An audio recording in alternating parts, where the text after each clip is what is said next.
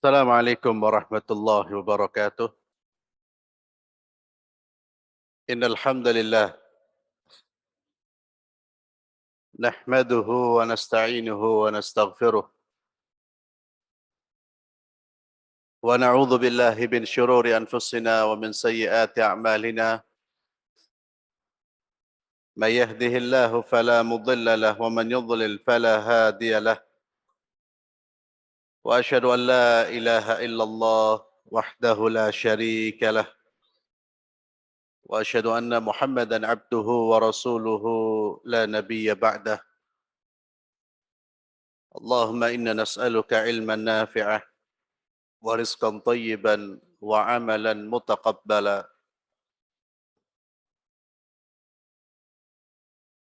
Para hadirin jamaah Masjid Al-Irsyad yang saya muliakan, kita pada pagi hari ini akan sedikit membahas, mengkaji Sayyidul Qurra, pemimpin para ahli Quran. Sayyid, jadi pemimpin para ahli Quran. Kita mengetahui keutamaan orang yang menghafal, memahami dan mengamalkan Al-Quran yang dulu disebut Qurra. Jadi istilah Qurra itu istilah yang disematkan kepada mereka-mereka yang menghafal, memahami dan mengamalkan. Atau dengan bahasa yang lain, ulama. Jadi qari atau qurra itu bukan hanya sekedar menghafal, tapi juga menguasai ilmu Al-Quran dan juga mengamalkan. Kedudukan sangat tinggi, sangat mulia. Nabi SAW bersabda, khairukum man ta'allama al-Qur'ana wa 'allamahu. Sebaik-baik kalian adalah orang yang belajar Al-Quran dan mengajarkan Al-Quran. Dan Nabi SAW menyebutkan Ahlul Quran, orang yang dekat, orang yang cinta, orang yang mengamalkan Al-Quran, itu ahlullah wa khasatuh. Merupakan makhluk yang spesial di sisi Allah Subhanahu wa ta'ala. Siapa yang berinteraksi dengan Al-Quran, dengan memuliakan, mengagungkan, maka dia akan menjadi manusia yang paling mulia dan agung di sisi Allah Subhanahu wa ta'ala.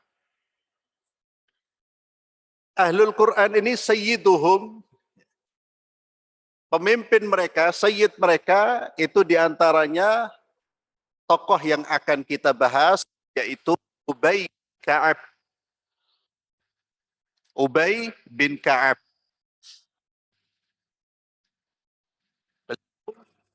Salah seorang sahabat,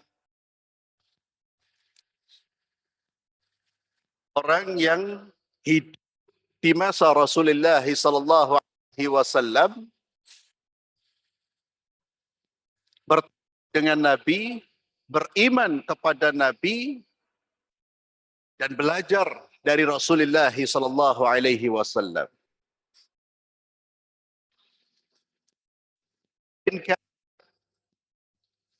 Beliau memiliki nama panggilan Abul Mundhir. Dan beliau salah seorang Ansar, sahabat yang berdomisili di Madinah, yang menjadi penolong orang-orang muhajirin, yang memberikan tempat kepada orang-orang muhajirin yang berhijrah dari Makkah menuju Madinah dalam rangka menyelamatkan akidah dan agamanya. Beliau termasuk sahabat yang cepat merespon panggilan keislaman. Ia ikut serta dalam Bai'ah Aqabah dan Perang Badar. Dan ia termasuk sahabat yang menghafal Al-Quran semasa hidup Nabi Muhammad SAW dan menyetor bacaan Al-Quran kepada Nabi Muhammad SAW. Dan para sahabat, kalau dikatakan penghafal Al-Quran itu, ya tidak hanya menghafal huruf-hurufnya saja, tapi juga menghafal ilmu yang terkandung di dalamnya dan menghafal serta menjaga amalan-amalan yang menjadi konsekuensi atau amalan-amalan yang ditetapkan di dalam Al-Quran. Jadi tidak hanya menghafal huruf-hurufnya saja. Karena kata Abdullah bin Mas'ud, nanti di akhir zaman banyak orang menghafal Al-Quran. Huruf-hurufnya hafal, 30 juz mampu dia lafadzkan. Tapi tidak ada bekas di dalam amal perbuatannya. Tidak terlihat apa yang dia hafal itu di dalam amal perbuatan sehari-hari.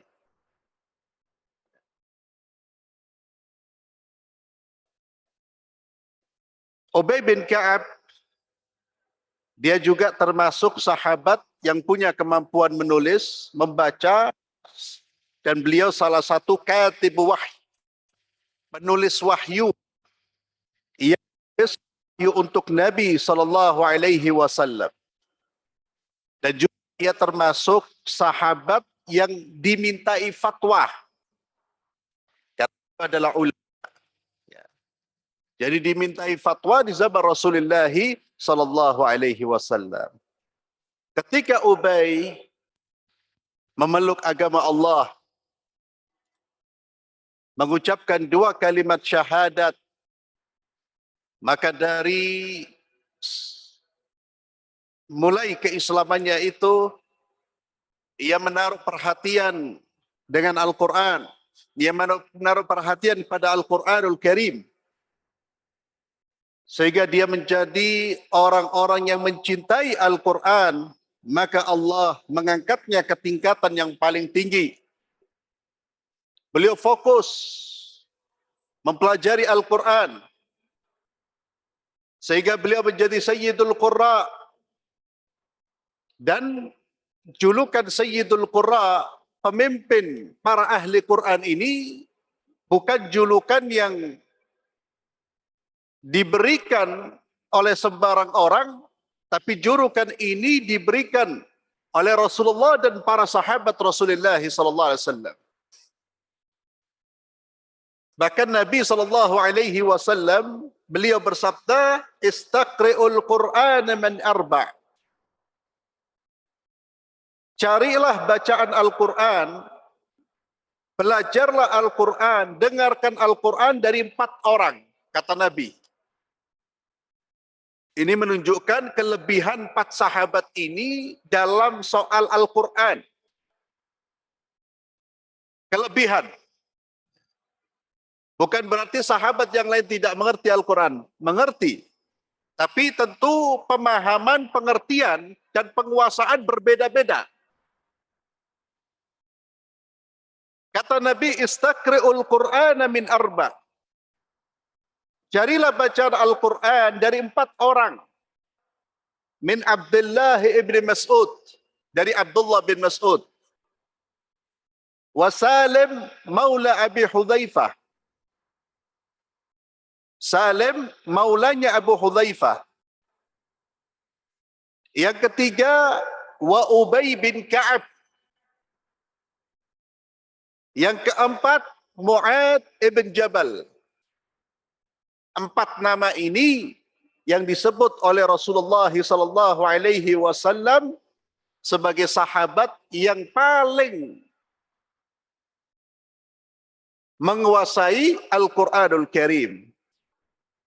Anas bin Malik radhiyallahu anhu, beliau pernah berkata, ada 4 orang yang menghafal Al-Quranul Karim di masa Rasulullah SAW.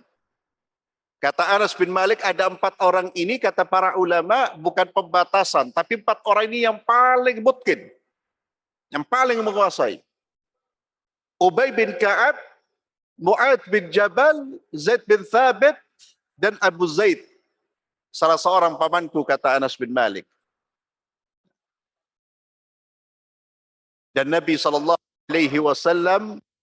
memuji Ubay bin Ka'ab dengan sabda beliau, selain pujian yang tadi, beliau mengatakan, arhamu ummati bi ummati Abu Bakar. Kata Nabi, umatku yang paling besar kasih sayangnya umatku, umatku yang paling besar kasih sayangnya umat Abu Bakar. Wa aqrabum li kitabillah Ubay bin Ka'ab. Dan yang paling baik hanya kitab Al-Quran adalah Ubay bin Ka'ab. Hadis yang kan merupakan hadis-hadis yang sahih.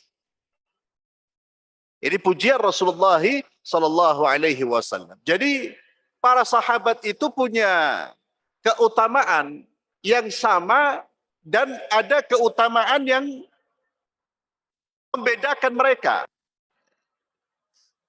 Keutamaan yang sama, semuanya sama, yakni keutamaan hidup bersama Rasulullah SAW, beriman kepada Nabi, mengamalkan sunnahnya Nabi, berjihad bersama Rasulullah, itu semuanya seperti itu.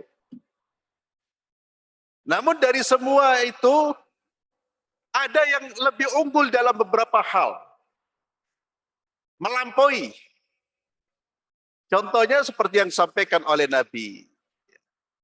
Semua sahabat pasti memiliki sifat rahmat. Namun yang paling rahmat siapa? Abu Bakar As-Siddiq. Semua sahabat Al-Quran. Sebagian mereka hafal Al-Quran. Tapi yang paling mungkin, yang paling mengerti imam di dalam Al-Quran, Ubay bin Ka'ab.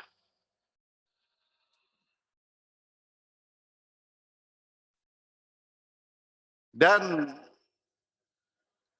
keutamaan yang luar biasa yang didapatkan oleh Ubay, yang membuat beliau sampai menangis. Keutamaan di mana tatkala Rasulullah sallallahu alaihi wasallam pernah berkata kepada Ubay bin Ka'ab, Nabi sallallahu alaihi wasallam bersabda, "Innallaha amarani an aqra 'alaika al-Qur'an." Sesungguhnya Allah memerintahkanku untuk membacakan kepada Allah memerintahkanku untuk membacakan Al-Quran kepadamu. Di dalam riwayat yang lain, amarani uqri'akal Quran. Aku diperintahkan untuk membacakan Al-Quran kepadamu. Qal, kata Allahu sammani lak. Ya Rasulullah, ketika Allah memerintahkan engkau membacakan Al-Quran kepadaku, yakni mengajarkan Al-Quran, apakah ketika Allah memerintahkan engkau, Allah menyebut namaku? Kata Nabi SAW, na'am, Allah menyebut namamu. Qala wa qad dzukirtu 'inda rabbil alamin. Ya Rasulullah, nama saya disebut oleh Allah, Tuhan pemilik alam semesta ini. Qala na'am. Kata Nabi, namamu disebut. Fadharafatna. Nangis Ubay bin Ka'ab radhiyallahu anhu. Kemuliaan apa ya ikhwani fillah? Yang melebihi dari kemuliaan di mana Allah memuji, Allah sendiri yang memuji, disebut namanya.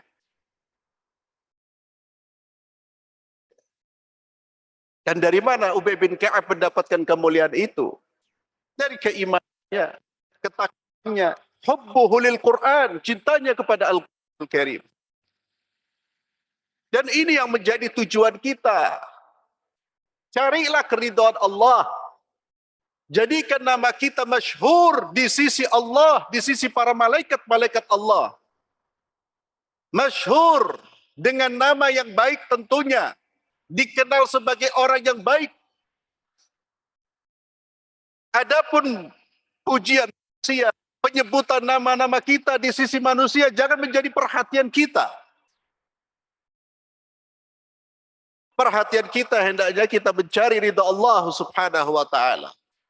Ini satu kemuliaan yang luar biasa.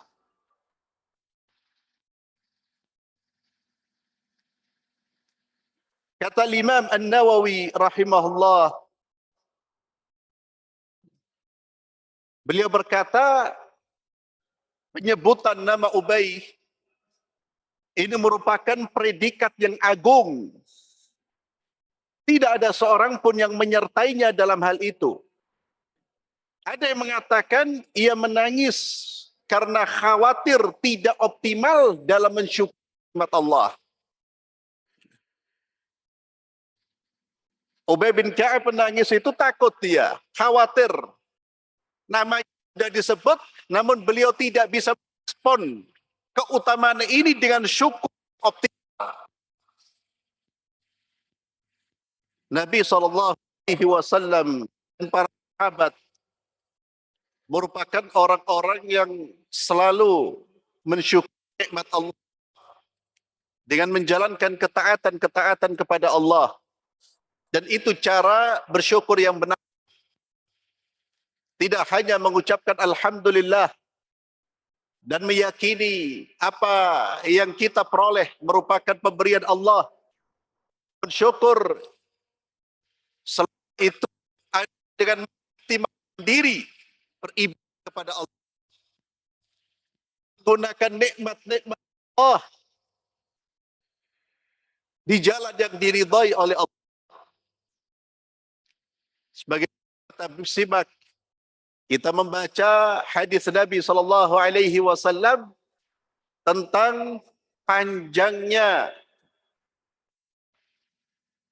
durasi waktu salat malam Rasulullah SAW yang membuat kaki beliau bengkak, membuat Aisyah merasa iba.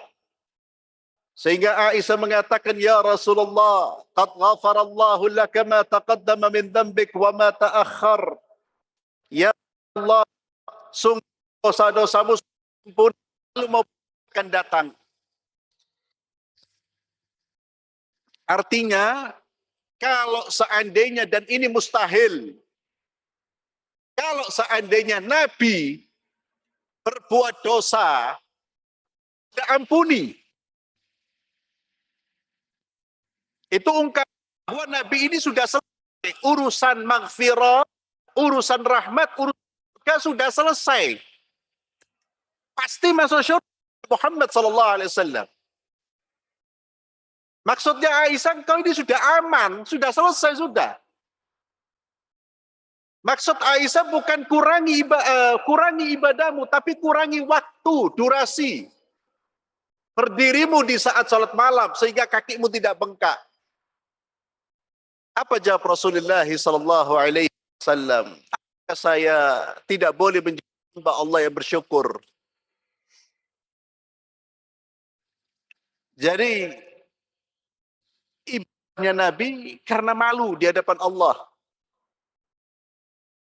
Malu mendapatkan berbagai nikmat, tapi kurang ibadah kepada Allah. Tapi kurang lama. Sama seperti bin Ka'ab radhiyallahu anhu. Ya, beliau menangis ya bisa jadi karena senang, bisa jadi juga karena takut tidak mampu mensyukuri nikmat ini dengan optimal. Ma'asyiral muslimin Ada satu kejadian yang unik dari Ubay bin Ka'ab ini, dan ini menunjukkan juga salah satu keutamaan Ubay, dia yang mustahil. Allah akan doanya. Abu Sa'id Al-Khudri anhu, beliau pernah berkata bahwa seorang laki-laki dari kaum muslimin berkata, "Ya Rasulullah, bagaimana pendapatmu tentang penyakit yang kami derita? Apa yang kami dapat dari penyakit ini? Apa ada keutamaan orang yang terkena penyakit?" Kata Nabi SAW, penyakit-penyakit itu ada kafarah, penebus dosa-dosa. Semua penyakit. Bahkan kata Nabi, duri yang mengenai kaki kita, duri kecil, itu menghapus dosa kita. Semakin besar penyakitnya, semakin besar dosa yang dihapuskan. Asalkan kita ridha, sabar. Itu catatannya. Kalau orang dikasih sakit, tapi ngomel, protes kepada takdir Allah, "Ya Allah, kenapa saya kok diberi sakit terus? Ya Allah, kenapa? Apa salah saya? Apa dosa saya?" Lah, maka itu tidak akan menghapus dosa, tapi justru akan menambah dosa. Ya. Istilahnya sudah jatuh tertimpa tangga. Hati-hati ikhwani fillah. Maka kita perlu mengenal Allah. Allah Rahman, Allah Rahim, Allah Hakim. Ketika dijawab penyakit itu penebus dosamu, kata Ubay bin Ka'ab, yang benar dia, "Wahai Rasulullah, sekalipun penyakit itu ringan." Kata Nabi, "Sekalipun duri dan yang ada di atasnya." Penyakit apapun, Anda merasakan sedikit sakit, maka Ubay bin Ka'ab berdoa. Nah, ini yang saya katakan unik. Apa doanya? Berdoa agar sakit ringan yang dideritanya, Ubay bin Ka'ab ini ada penyakit tapi ringan. Agar penyakitnya ini tidak berpisah darinya hingga wafat.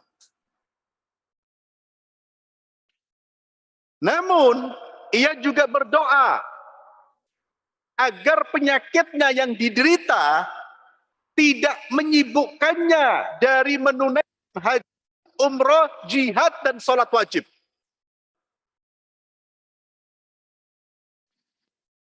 Jadi dia minta kepada Allah, "Allahumma inni as'aluka humma." Di dalam riwayat yang lain, dia apa? Dia bertanya tentang demam. Ya Rasulullah, sekalipun demam, kita tahu demam ya, badan hangat panas. Ya Rasulullah, sekalipun demam. Gimana ya Rasulullah? Ubay sering menderita demam. Menggugurkan dosa. Ubay berdoa, "Allahumma inni as'aluka humman la tamna'uni khurujan fi sabilik." Ya Allah, sesungguhnya aku memohon kepadamu penyakit demam yang tidak menghalangiku dari keluar di jalanmu. Selama penyakit ini tidak menghalangi saya untuk keluar di jalanmu. Apa keluar di jalan Allah? Jihad, salat 5 waktu, ta'lim. Itu semuanya khurujan fisabilillah. Selama tidak menghalangiku ya Allah, biarkan penyakit ini ada di dalam saya. Ini yang saya katakan unik. Karena biasanya orang berdoa ingin disembuhkan dari semua penyakit sekecil apapun. Dan itu yang lebih baik. Namun, kalau kita bisa kuat seperti Ubay, boleh. Di dalam hadis yang sahih, di zaman Nabi ada seorang wanita terkena penyakit. Disebutkan penyakit ayan. Kemudian ketika diminta doa, "Ya Rasulullah, doakan agar sembuh." Kata Nabi, "Saya mendoakan Anda sembuh-sembuh. Tapi kalau Anda sabar, Anda pasti masuk surga." Kata Nabi, Wanita ini saya pilih surga ya Allah, ya Rasulullah. Tapi doakan saya ya Rasulullah, kalau saya sedang terkena penyakit ini, biasanya aurat saya terbuka. Doakan agar aurat saya tidak terbuka. Maka boleh seseorang bersabar dengan penyakitnya. Dia biarkan penyakit, asalkan. Nah, syaratnya apa? Tidak mengganggu ketenangan hidup orang lain. Kalau antum penyakitan, membuat istri antum gelisah, tak karu-karuan, bahkan dia sakit, yo jangan. Berarti tidak seperti Ubay bin Ka'ab. Jangan sampai menjadi beban buat orang lain. Kalau beban orang lain, minta kesembuhan, berobat. Itulah. Dalam konteks ini Nabi SAW menyuruh kita untuk berobat. Ini yang pertama. Jangan sampai menjadi beban. Ya. Biarkan. Ada orang nggak mau dan ini fakta ya ikhwani fillah. Ada nggak mau berobat loh. Dia maunya ya milah sembuh-sembuh sendiri. Itu ya nggak apa-apa. Dan dia kalau dia tahan, dia berharap dosanya gugur, nggak apa-apa, tidak ada masalah. Tapi jangan sampai menjadi beban. Beban buat orang lain. Yang kedua, kalau antum pengen penyakit ada, maka jangan sampai menghalangi kita dari di jalan Allah. Kalau sakit itu kemudian membuat tidak berbuat apa-apa, ya lebih baik sehat. Mintalah kesehatan kepada Allah Subhanahu wa taala. Riwayat tadi adalah riwayat yang sahih, diriwayatkan oleh Imam Ahmad, sahihkan oleh Imam Ibnu Hibban, dan diriwayatkan juga oleh Imam At-Tabrani.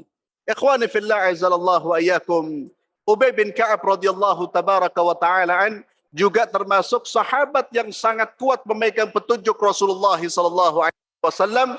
Pernah Qais ibn Ubbad, dia berkata, kelihatannya tabi'in, dia datang ke Madinah untuk menemui para sahabat Rasulullah sallallahu alaihi wasallam. Kata Qais bin Ubbad, aku tidak menyukai atau tidak ada yang lebih aku sukai dibandingkan Ubay bin Ka'ab. Yani aku mencintai para sahabat Rasulullah SAW, namun aku lebih menyukai Ubay bin Ka'ab. Lalu salat pun didirikan. Kemudian ia keluar, aku berdiri di saf pertama. Yani Qais bin Ubaid berdiri di saf pertama. Lalu datanglah seorang laki-laki. Ia memandang orang-orang yang berada di saf pertama. Ia mengenali mereka semua selain aku. Karena dia bukan sahabat. Maka ia menarikku dan berdiri di tempatku. Jadi Qais ini ditarik, kemudian orang yang menarik berdiri di tempatnya Qais di saf pertama. Qais ini ketika ditarik di safnya para sahabat, dia sholat itu sampai tidak khusyuk. Dia mengatakan apa? Apa? Kenapa kok saya ini ditarik ini kenapa? Apa dosa saya? Apa kesalahan saya? Ini di masjid orang-orang soleh, para sahabat Rasulullah SAW. Seolah-olah dia tidak diperkenankan berada di saf pertama. Ditarik dia di saf kedua. Dan yang menarik ini berada di posisinya. Selesai sholat, maka yang menarik ini mendatangi Qais. Dia berkata, wahai anakku, jangan bersedih. Jadi dia ingin menjelaskan alasan dia menarik. Dan dia ingin menenangkan, kamu jangan bersedih. Allah tidak menimpakan keburukan kepadamu. Tidak ada dosa yang kamu lakukan dan ini bukan hukuman Allah kepadamu. Aku tidak melakukan apa yang aku lakukan kepadamu karena kebodohan. Tindakan saya bukan karena kebodohan, akan tetapi Rasulullah sallallahu alaihi wasallam pernah bersabda kepada kami. Kepada siapa? Para sahabat sallam. Kunu fis saffil ladzi yalini. Berdirilah kalian di saf setelahku. Nabi, saf setelahnya para sahabat Rasulullah sallallahu alaihi wasallam. Kata beliau, dan aku ketika datang tidak melihat wajah-wajah kecuali wajah sahabat Nabi kecuali Anda. Kalau Anda tetap berada di depan, berarti kita menyelisihi apa yang disampaikan oleh Rasulullah SAW. Maka saya tarik engkau. Lalu saya gantikan posisi Anda. Kemudian orang ini mengatakan, saya menggantikan posisi Anda karena saya sahabat Nabi. Saya Ubay bin Ka'ab. Maka kata kau senang dia. Yang awalnya sedih menjadi senang. Dan ini ikhwani fillah. Ubay bin Ka'ab ini siapa? Sayyidul Qura. Ya, Sayyid, pemimpin. Pemimpinnya para ulama. Tapi bagaimana tawaduknya? Bukan kemudian menggeser, kemudian saya nggak perlu menjelaskan, saya nggak perlu menenangkan. Sopo de sopo ana, karena sahabat. Lah, datang ya akhi, menenangkan, menyampaikan alasannya. Kenapa? Karena ini loh, tak boleh sama Nabi Shallallahu Alaihi Wasallam. Yang mengisi adalah posisi kita, dan ini menunjukkan keutamaan para sahabat Rasulullah Shallallahu Alaihi Wasallam. Dan Ubay bin Ka'ab dikenal sebagai seorang sahabat yang memiliki pesan-pesan yang luar biasa, dan pesan-pesan beliau seringkali terkait dengan Al-Quran. Beliau pernah berkata, ittakhidil Quran imaman. Ketika ada salah seorang sahabat bertanya, ya Ubay, ya alim, nasihati kami. Beliau mengatakan, ittakhidil Qur'ana imama. Jadikan Al-Quran sebagai imammu. Dan jadikan hatimu rela dengan Al-Quran sebagai pemutus perkaramu dan pengadil urusanmu.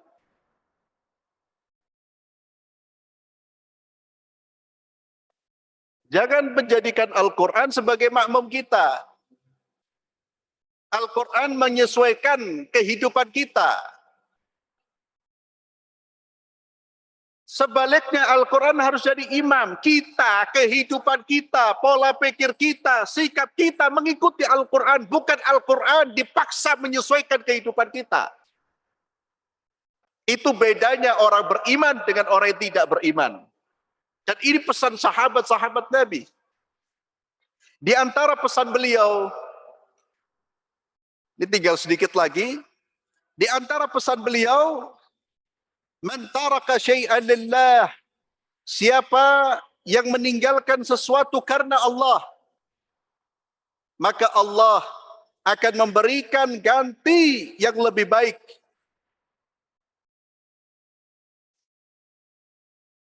Tanpa dia sangka-sangka. Dan ini sesuai dengan hadis Rasulullah SAW. Siapa meninggalkan sesuatu karena Allah, dia meninggalkan pekerjaan haramnya karena Allah, dia meninggalkan perbuatan maksiat yang dia senangi karena Allah, Allah akan mengganti pekerjaan yang lebih baik, Allah akan mengganti kebiasaan yang lebih menyenangkan daripada perbuatan itu. Pasti itu janji Allah. Jadi sesuai dengan firman Allah, wa may yattaqillaha yaj'al lahu makhraja wa yarzuqhu min haitsu la yahtasib. Namun barang siapa yang meremehkan sesuatu yang dilarang oleh Allah, dia tidak peduli dengan aturan Allah, maka Allah akan mengganti bukan dengan kesenangan, tapi dengan keburukan. Maka jangan ragu meninggalkan sesuatu karena Allah subhanahu wa ta'ala. Ikhwani fillah, azzallallahu ayyakum. Dari Abdullah bin Harith bin Naufal, aku berdiri bersama Ubay bin Ka'ab. Pada saat itu kita melihat pasar itu ramai, termasuk ramai, penuh dengan buah-buahan. Lalu Ubay berkata, Bukankah engkau melihat leher-leher manusia berbeda-beda dalam mencari dunia? Yani orang luar biasa, semangatnya berada di pasar, semangatnya mencari dunia. Luar biasa semangat mereka. Kata Ubay bin Ka'ab, coba kamu lihat bagaimana manusia mencari dunia ini. Bukankah mereka bersemangat? Maka kata Abdullah bin Harith, "Na'am." Mereka sangat-sangat bersemangat.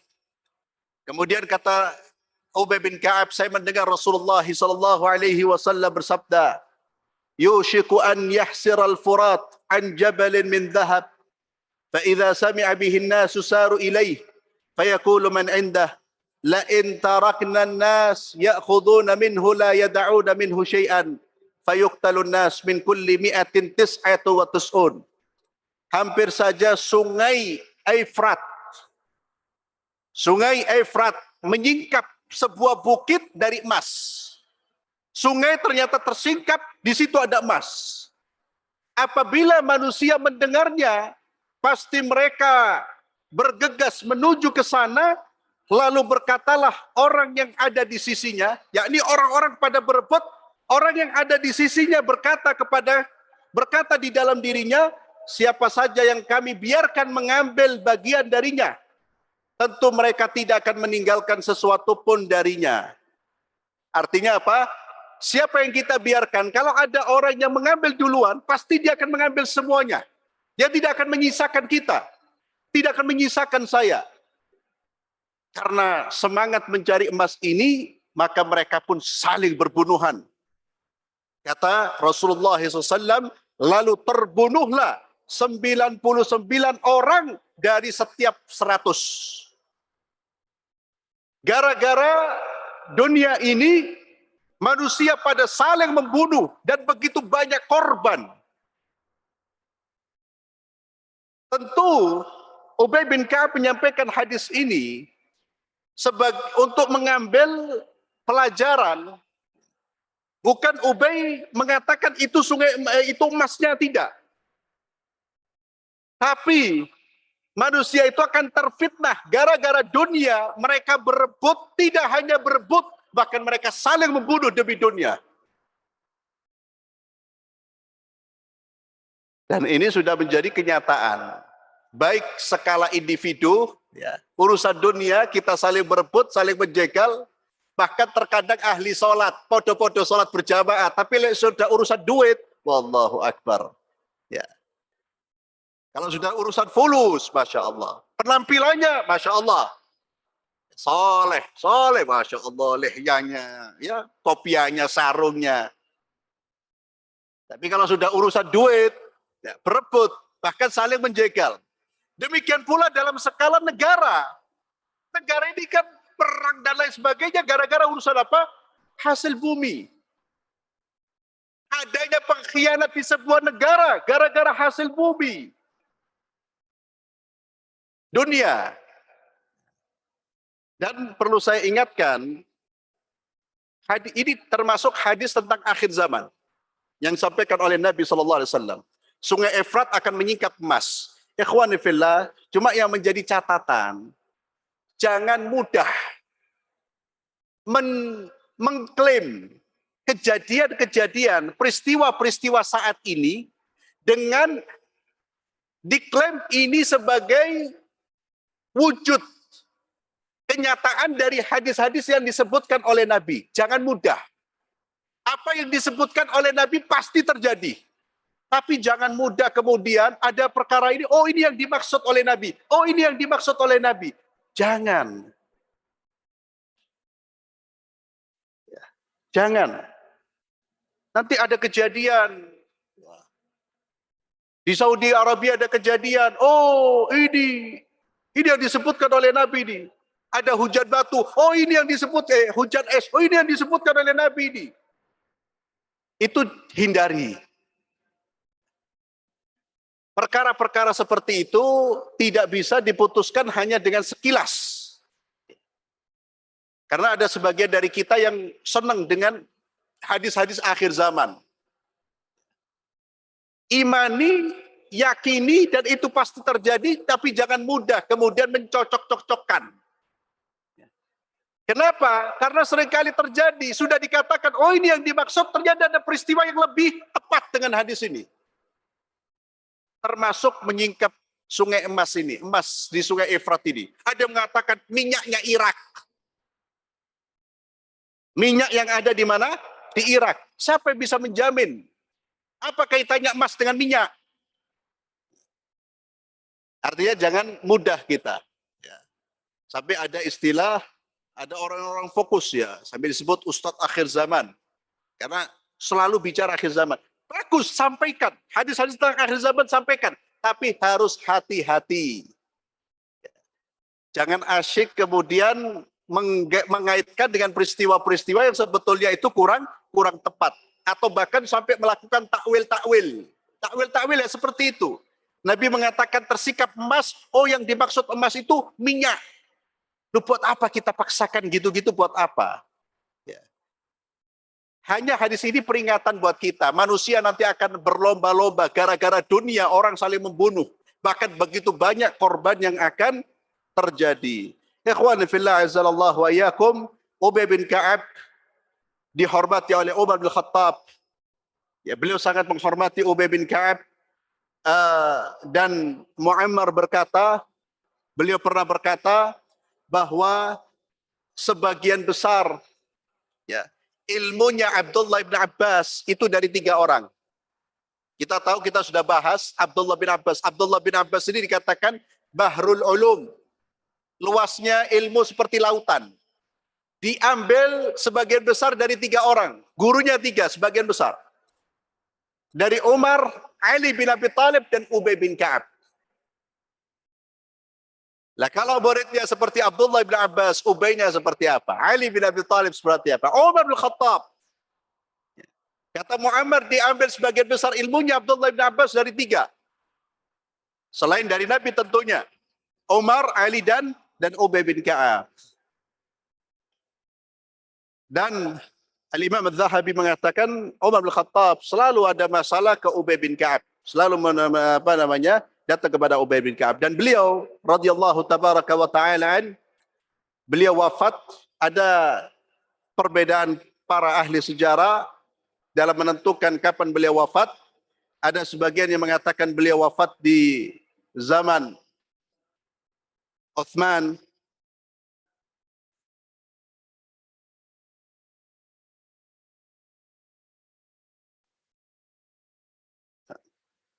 Pada masa kekhilafan Uthman, dan mereka berbeda pendapat tentang tahun wafatnya beliau. Dan ini terjadi di beberapa beberapa catatan sejarah ya tentang wafatnya, lahirnya. Itu termasuk hal-hal yang seringkali terjadi perbedaan pendapat dan memang tidak substansif, tidak terlalu penting. Ya. Tapi beliau wafat di masa kekhalifahan Uthman bin Affan radhiyallahu tabaraka wa ta'ala an, dan mudah-mudahan kita bisa berkumpul bersama dengan para sahabat Rasulullah sallallahu alaihi wasallam, dan ini kuncinya adalah kita mencintai mereka, mengikuti mereka. Siapa yang mencintai seseorang maka dia akan dikumpulkan di hari kiamat. Nabi sallallahu alaihi wasallam beliau bersabda, al-mar'u, seseorang itu akan dikumpulkan, al-mar'u ma'a man ahabba. Seseorang itu akan dikumpulkan bersama dengan orang yang dia cintai di hari kiamat. Dan kita tidak mungkin mengenal dan mencintai para sahabat kalau kita tidak mempelajari sejarah dan biografi mereka, tidak membaca tentang mereka. Wallahu a'lam bishawab. Kita akhiri dengan doa kafaratul majlis. Subhanakallahumma bihamdik, asyhadu an la ilaha illa anta astaghfiruka wa atubu ilaik. Assalamualaikum warahmatullahi wabarakatuh.